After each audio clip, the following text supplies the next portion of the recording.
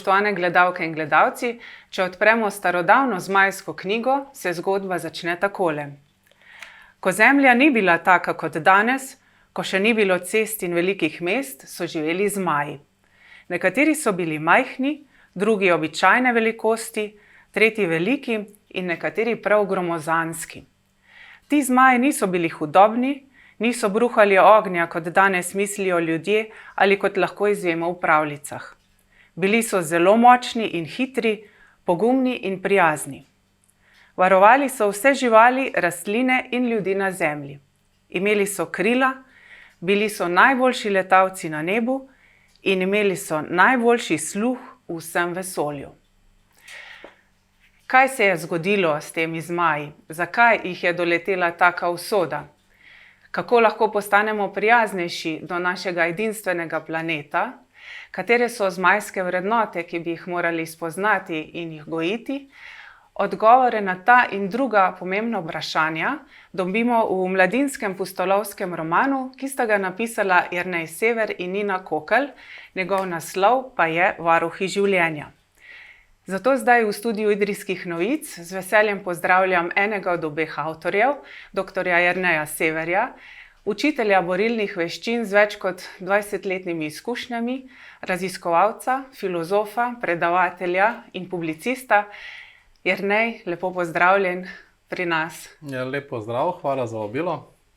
Ker se poznava že več kot pol življenja, predlagam, da se tudi v tem studiu tikava, če se strinjaš. Ja, pomot. Odlično, hvala. Sicer pa čestitke za Varuhe življenja, ki smo jih konec maja že predstavili v mestni knjižnici.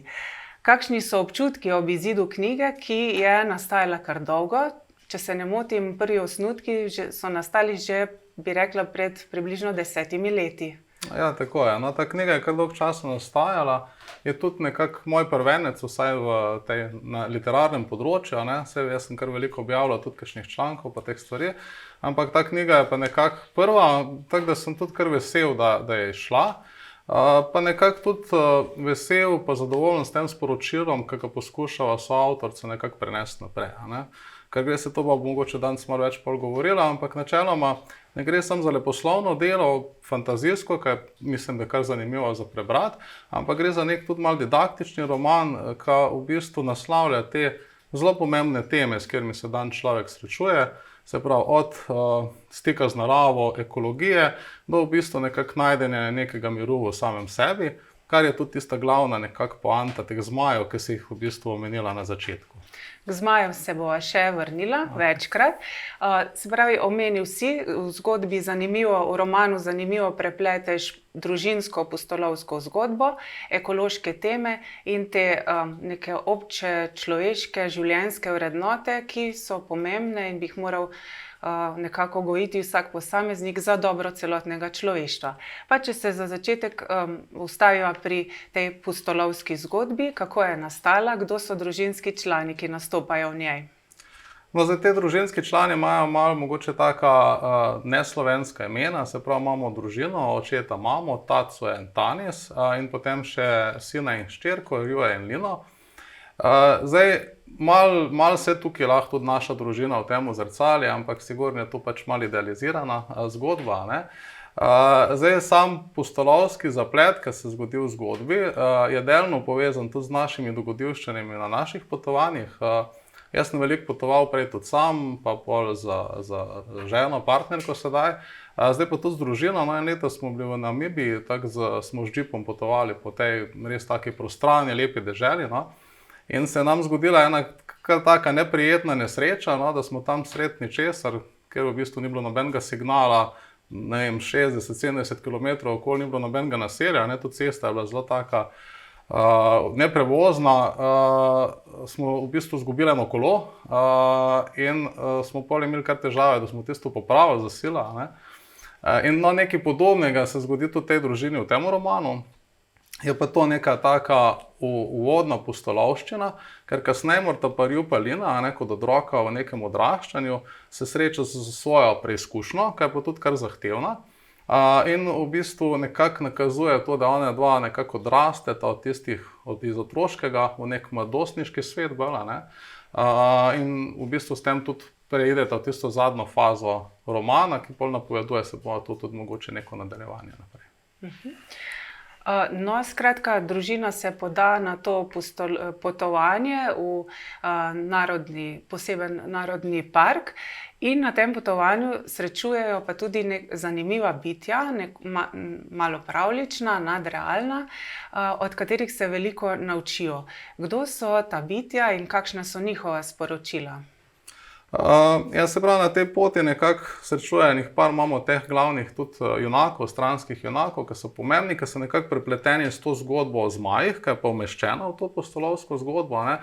Se pravi, ta Ju je dobil za darilo knjigo o zmajih, ki je skrivnostna knjiga, ki se ne da brati na tablici, ne, ni na računalnikih, ampak je sam v usnjenih platnicah, se pravi starodavna knjiga.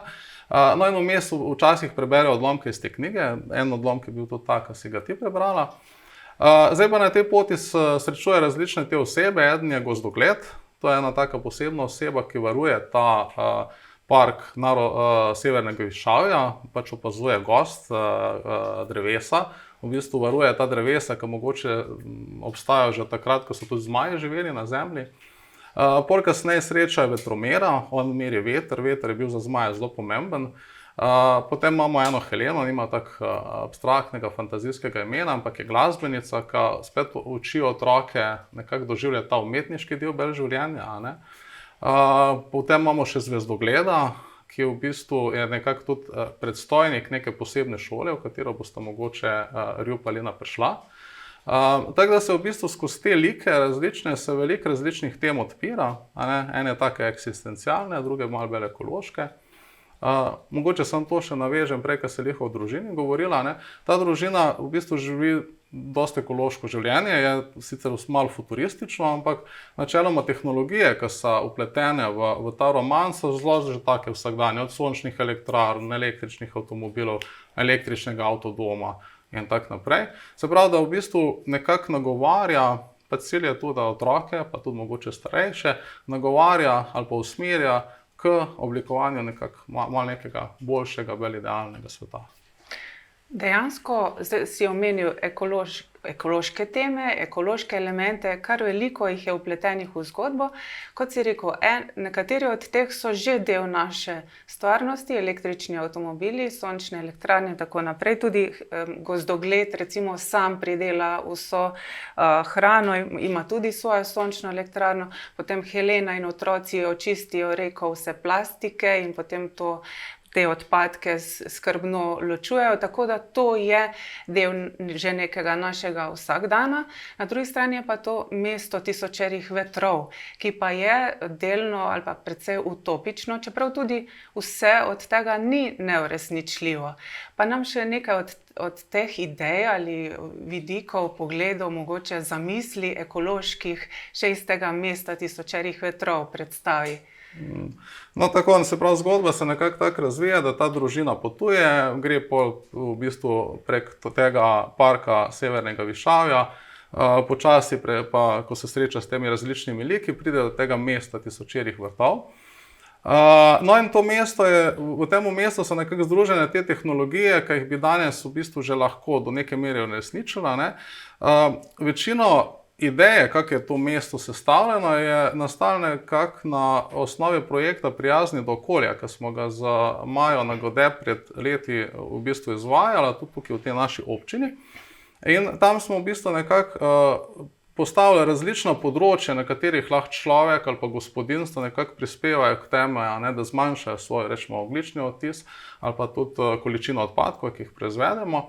No in te ugotovitve pa dognanja so nekako vključene v to mesto.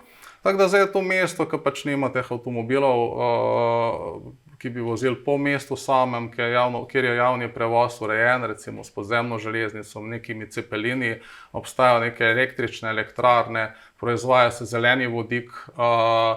Samo mesto je tudi zelo povezano s svojo okolico, to je zelo pomembno, se pravi nekako potopljeno v to naravo. In ljudje vse te pridelke, kar se hrane tiče, dobijo iz tega lokalnega okolja, ne. Se pravi, vse te stvari nekako so na ta način narejene, da so tudi zelo primerne kot nek didaktična osnova, ne, romana, kjer ti lahko z otroki, lahko z svojimi otroki ali po šoli učitelji debatirajo o teh temah. To so pa še take zanimivosti, recimo na enem takem festivalu srečajo različne znanstvenike, eden recimo predstavlja nanomajčke iz nanomateriala, se pravi, to je poseben tekstil, ki se sploh ne uniči, ne, se pravi, ga lahko, ne da ga zamenjaš, tako da je danes pri hitri modi, pač 3-krat na leto, ampak lahko to majčko nosiš v bistvu celo življenje ali pa še v bistvu predaš naprej drugim generacijam.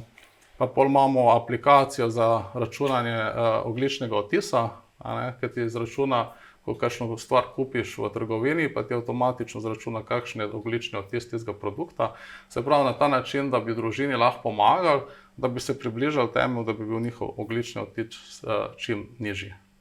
Zanimive so tudi bakterije plastožerke, recimo. Ja, držimo, se pravi, vse te stvari nekako so, dejansko tudi že obstajajo. Pač sigurno so, pač v romanu imaš svobodo, pa jih pač lahko malo prilagodiš, narediš bolj zanimive. No? Ja, to so neke bakterije, ki pač pojedo plastiko, ne? Ampak potem, ko Rju pa Lina sprašujete to znanstvenico, a je to pol rešitev za plastiko, pač znanstvenica reče, da ne moramo vse plastike na tak način predelati. Ne? Se pravi, odgovornost je tudi na nas. Ampak se pravi, nekako cilj tudi ideja v tem, da se nekako promovira te moderna znanost, tudi tehnologija, ki nam lahko pomaga, da v bistvu lažje vzpostavimo neko ravnovesje z naravo, hkrati pa ne moramo pozabiti na našo lastno odgovornost. In to se v bistvu skozi izpostavlja skozi roman. Človekova odgovornost je še zmeraj ključna in osnovna za vse naprej. Z ekologijo so tesno povezane tudi zmajske vrednote, kot so pogum, sočutje do vseh živih bitij, iznajdljivost, neodvisno mišljenje in skrb za prihodnost. Zmajske vrednote, zmaje si že omenil, in zmaji so nekako rdeča nit ali neka podstat tega romana. Zakaj zmaji? Dobro, zmaji so neka taka fantazijska bitja. Zdaj, recimo na vzhodu, v azijskem prostoru, imajo tudi veliko bolj tak dober pomen, so simbolizirajo neko moč, nek ideal, nek cilj, mogoče, ki ga bi tudi človek lahko dosegel. In na podoben način so tudi tukaj okarakterizirani.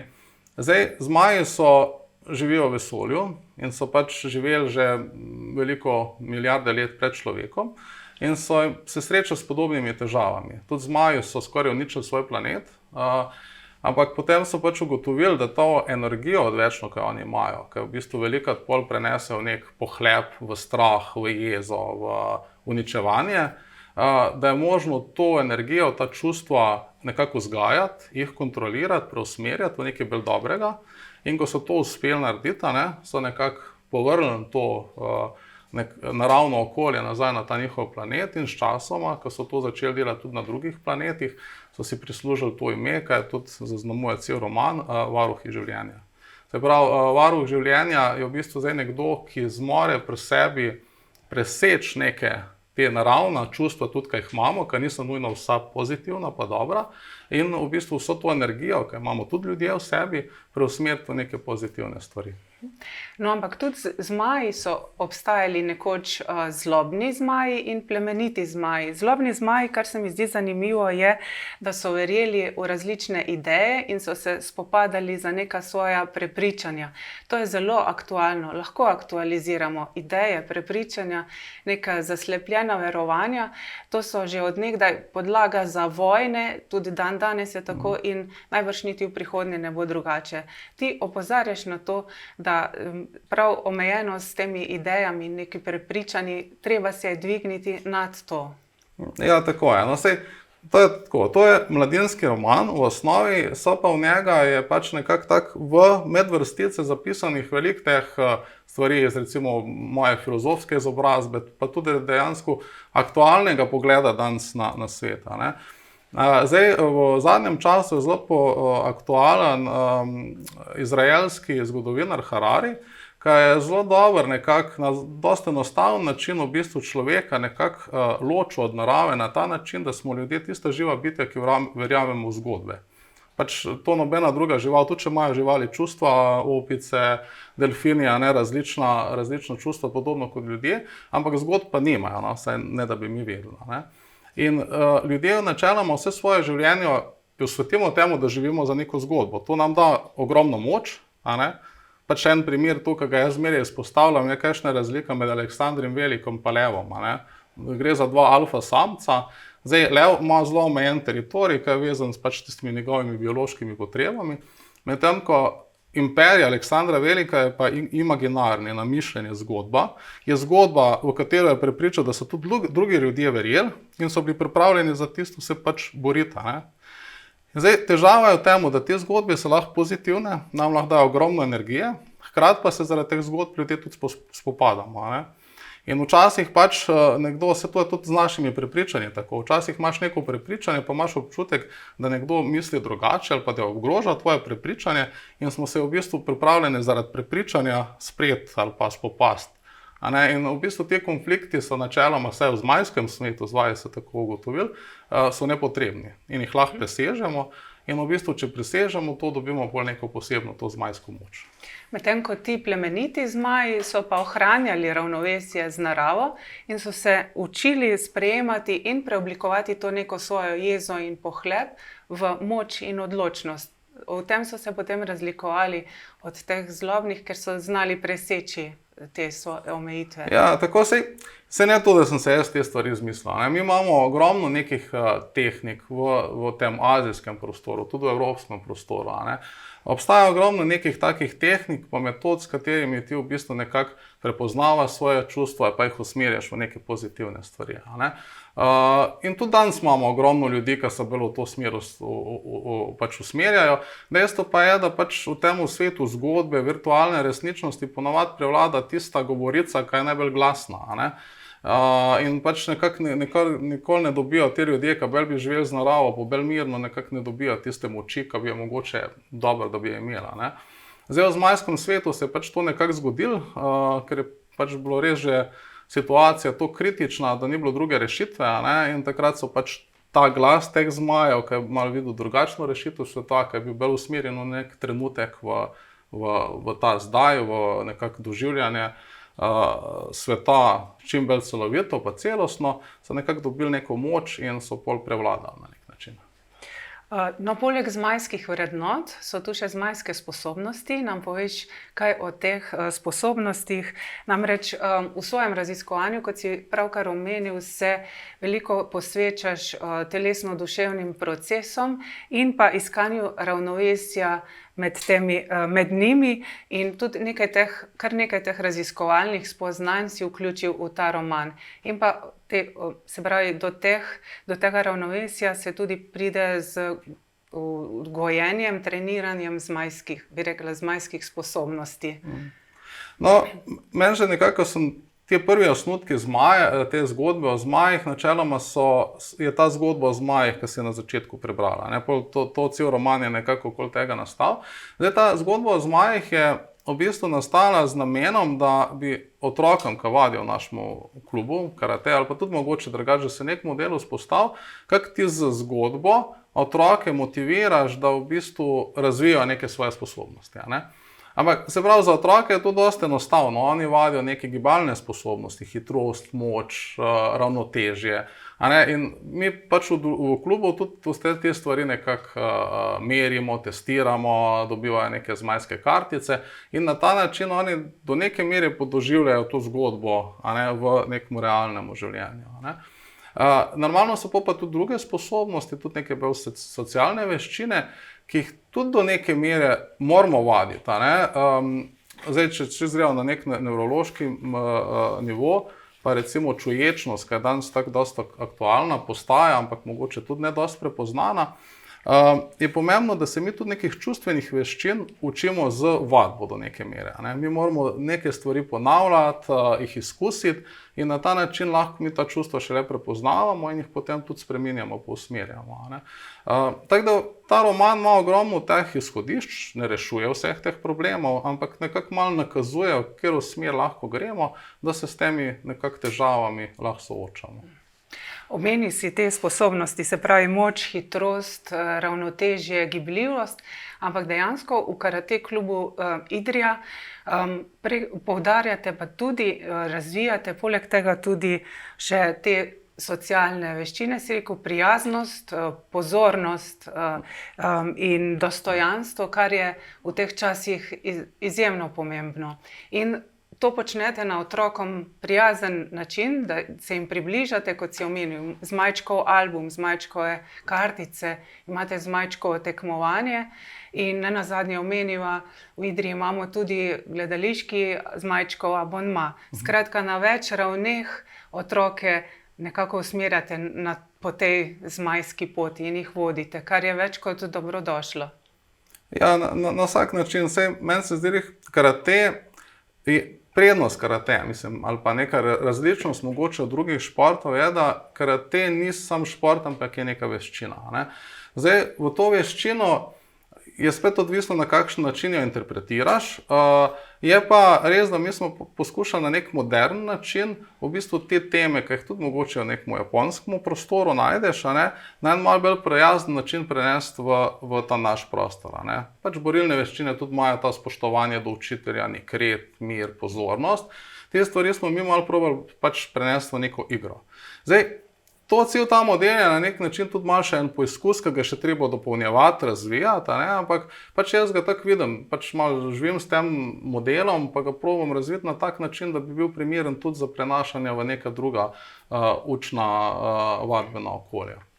Začeti pa je treba z otroki, ker kot pravi pianistka Helena, otroci so tisti, ki imajo dovolj moči in pogum, da prinesejo spremembe. Tako da to je ja, mislim, da je kar pomembno. Otroci so res dojemljivi. Saj jih je treba kar veliko energije vložiti v to, da jih tudi motiviraš.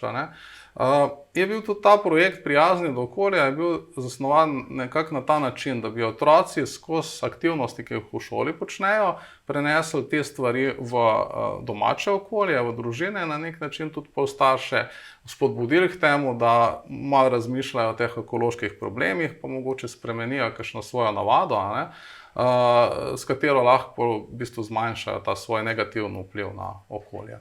Nasploh bi morala narava biti naša učiteljica, tako kot recimo ugotovita Rju in Lina. Narave se ni treba bati, treba jo spoštovati in ljubiti. In ti praviš tudi zadnjič na predstavitvi knjige si povedal, da je rešitev za človeka vrnitev k naravi, k svojemu telesu in osredotočenje na ta trenutek. In tudi osnova te zmajske moči je doživljanje trenutka. Ja, to v bistvu na nek način gre za to. Ta naš svet je res zelo zgodben, virtualen. In to je danes za vsemi temi digitalnimi napravami pa digitalnimi vsebinami še toliko bolj izpostavljeno, pa prišlo do izraza. Danes v bistvu je že zelo težko videti, kaj je resnično, pa kaj ni, zaradi tega, ker so v bistvu vse novice, kakršnekoli so v bistvu izenačene v tem virtualnem svetu. Zdaj, tisto, kar pa nas dela drugačne, tudi od umetne inteligence na nek način, je pa naše telo. Naše telo ni samo vizualno, tudi ni samo zgodbeno, ampak svet doživljamo na zelo različne načine, s svojim dotikom, z tipom, z samo prisotnostjo v nekem prostoru. In zdaj, ljudje se malo ne znajdemo v naravi.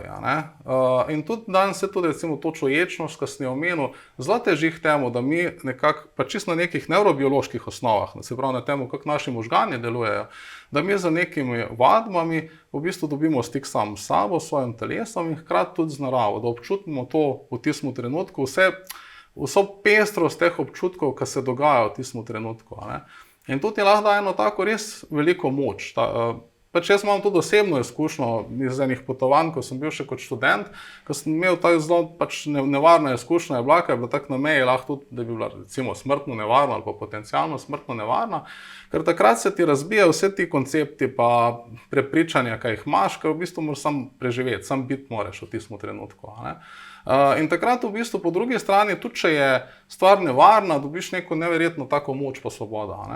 Je pa normalno, ko prideš ti spet v nek realen svet, kjer je ogromno nekih informacij, se spet zgubiš v teh zgodbah. Zdaj, to so lahko tvoje zgodbe, lahko so zgodbe drugih ljudi, ki bi rad njemu ustrezal.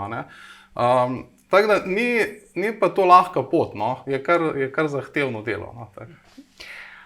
Kakšna pa je bila pot do knjige? Omenili smo na začetku, da sta jo ustvarjala skupaj z priznano slovensko pisateljico, publicistko, scenaristko Nino Kokelj. Kako sta jo ustvarjali, kako sta si razdelila delo pri pisanju? Ja, to sodelovanje z Nino je bilo kar tako, je bilo pestro, tudi zelo zanimivo. Jaz predvsem Nino sem že prej poznal, enkrat je tudi en intervju z mano naredila še takrat za Ono. Potem sem pa s to zgodbo osnovno o zmajih sem nekako prišel do nje, zato ker tudi nisem vedel, na kakšen način bi se romana sploh nekako lotila, ne. In potem so skupaj začela malo to zgodbo, naredila neko strukturo zgodbe skupaj. Je pa res, da sem pač jaz vse te vsebine nekako, ko sem jih hotel noter v samo zgodbo umestiti, je nekako zelo ta moja zgodba, se pravi ta filozofija, ko sem jih hotel dati v nek tak preprost roman, ne. Je pa Nina zelo pomagala pol pri teh likih, pri tej malo fantazijskem štimungu, da zadeva je, ker Nina piše tak malo magični realizem, se pravi, da v bistvu je knjiga malo prežeta s tem fantazizmom, magičnostjo in tako naprej, čeprav je na način dosti preprosta zgodba, ne. Tako da v bistvu na koncu je eno zelo tako fino sodelovanje nastalo, in tudi mislim, da je fino, v bistvu ni slabo, če knjigo pišete nekako dva, ali pa da eden malo pregleda pa jo uredi, ne, ker imaš v bistvu dva različna pogleda in če jih uspeš uskladiti, je načeloma malo tudi ta filozofija, ki sem jo hotel tudi v samem romanu predstaviti, ne? Da v bistvu nekako skupnimi močmi lahko naredimo boljše, kot bi nekdo naredil neki sam. No, to je še eno pomembno sporočilo in zgodbe in nastajanja te zgodbe Varuhov življenja. Pomembno je sodelovanje, pomembna so seveda tudi prijateljstva v življenju. Pa te prosim zdaj ob koncu pogovora, da nam prebereš mogoče en odlomek iz konca romana, ko Rju in Lina prideta do pomembnega spoznanja o prijateljstvu. Tako, no bom tako, kot sem že prej rekel, nekako Rju pa Lina odraščata, a ne, skozi ta roman, in na koncu prideta v bistvu do tiste točke, ko se one dva v bistvu šele začneta res lahko učiti o življenju, a ne. No, konc pa nekako tako izpade. Rju in Lina sta se objela preko ramen. Čeprav jo je pripravila globoka žalost, sta začutila, da sta dovolj močna in bosta zmogla prestati to slovo, tudi če je težko in boleče. Spoznala sta, da je slovo del iskrenega prijateljstva in močne ljubezni. Je sestavni del življenja, ki prinese bolečino, a mu hkrati da tudi neizmerno lepoto, edinstvenost in nepozabnost. Čutila sta, da jo je poletje preoblikovalo, spremenila sta se in odrasla, spoznala sta skrivnost zmajev, skupaj sta premagala težke preizkušnje in bila sprejeta v zmajsko šolo. Ko sta tako objeta sedela ob obali, se je po njenih žilah vedno močneje pretakala zmajska svoboda, ki lahko resnično zaživi šele takrat, ko se ne bojiš več bremena slovesa. Rju in Lina sta vedela, da bo njihovo prijateljstvo, čeprav se ne bodo nikoli več videli, zavedno ostalo vtisnjeno vanje in v neizmerno veličastno vesolje. Preden se poslovimo, še beseda ali dve o epilogu k zgodbi, ki pravzaprav že odpira vrata novi zgodbi. No, tako, se pravi, ta zaključek se veže na en dogodek čisti začetka romana, ko sta v bistvu Rju pa Lina izgubila svojega prijatelja, Delfina, s katerim sta se že kot čisto mala otroka igrala, ne, in zato je tudi to nekako slovo od otroštva pa prehod v neko dobo.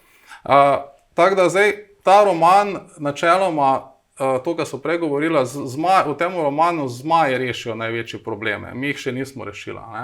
Tako da mogoče nadaljevanje tega bo pa pač malo bolj resno delo, bosta pa Rju pa Lina se mogla soočiti s tistimi stvarmi, ki so jih zmaji nekoč že rešili, no. Tako da mislim, da se da še kaj naprej napisati. Se veselimo tega. Najlepša hvala, Jernej, za tale pogovor. Ti želim uspešno pot s knjigo med ljudi. Vam, spoštovane gledalke in gledalci, pa hvala za pozornost in se srečamo v naslednji zgodbi.